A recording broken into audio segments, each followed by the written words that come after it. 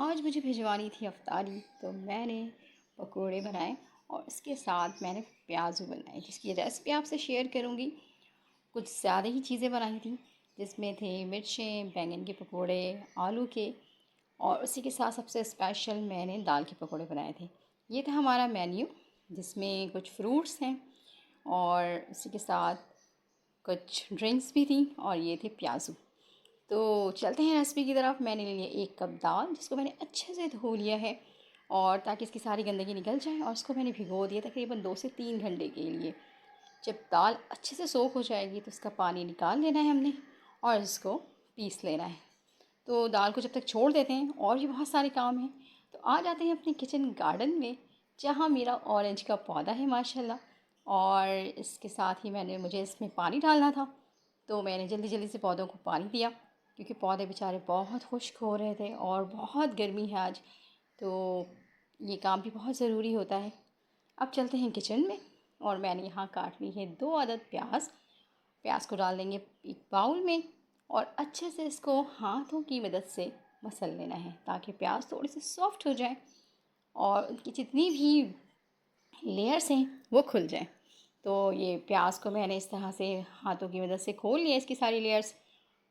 अब ये देखें, बिल्कुल ज़बरदस्त सा प्याज हो गया है। तो इसको करेंगे साइड। और अब इसमें कौन कौन से मसाले जाएंगे, तो हरा धनिया और हरी मिर्च है, वो इसमें ऐड कर देंगे। ठीक है, कोई बहुत ज़्यादा मसाले नहीं जाएंगे। और इसी के साथ धनिया, कुटी हुई लाल मिर्च है, और अजवाइन है, और ये कलर है फूड कलर, और नमक। ठीक है जनाब, इसको भी इसमें ऐड कर देंगे।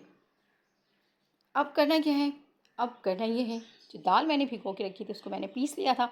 चाहे तो आप सिल में पीस लें, या फिर आप उसको चॉपर में भी पीस सकते हैं।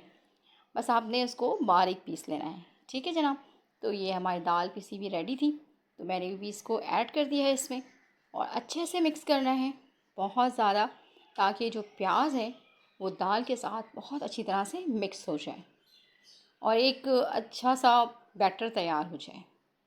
ठीक है जनाब, तो इसको मैं जब तक मिक्स कर रही हूँ, तब तक आप मेरे चैनल पर नए हैं तो काइंडली चैनल को सब्सक्राइब ज़रूर कीजिएगा। सब्सक्राइब करने में कोई पैसे नहीं लगते। तो जनाब, ये दाल मिक्स हो गई है, और मुझे चने भी बनाने थे, तो मैंने एक साइड पे चने भी रख दी, और मैंने सारी चीज़ें एक साथ डाल के रख दी। इस पर टमाटर का पेस्ट डाल दिया है मैंने इसमें, और प्याज।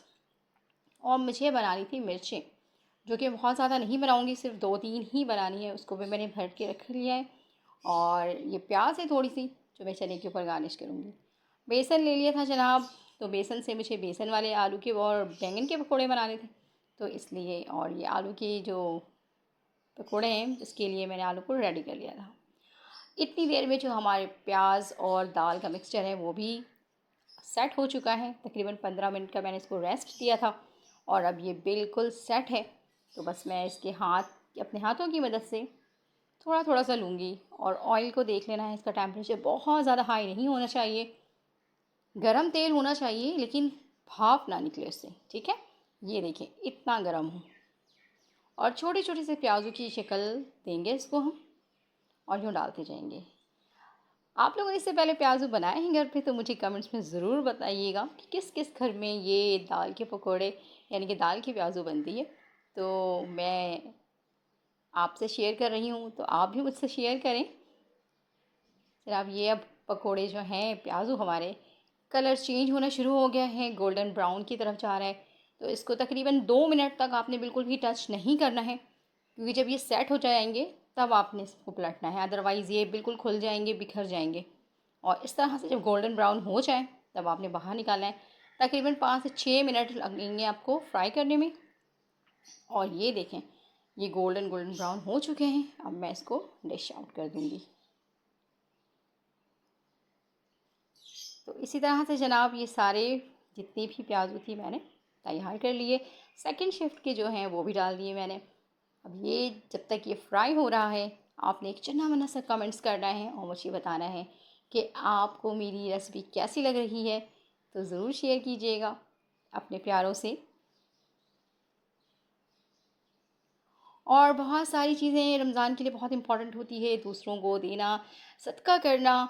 ज़्यादा से ज़्यादा सदका करें, ज़्यादा से ज़्यादा कुरान पढ़ें, और कोशिश करें कि जो नमाज़ें क़ज़ा हो गई हैं उनको भी अदा करने की कोशिश करें, बजाय इसके कि बहुत ज़्यादा नवाफ़िल पढ़ें, आप फ़र्ज़ की अदायगी पहले कर लें। तो जनाब सारे पकोड़े यहाँ पर हैं, रेडी हो चुके हैं।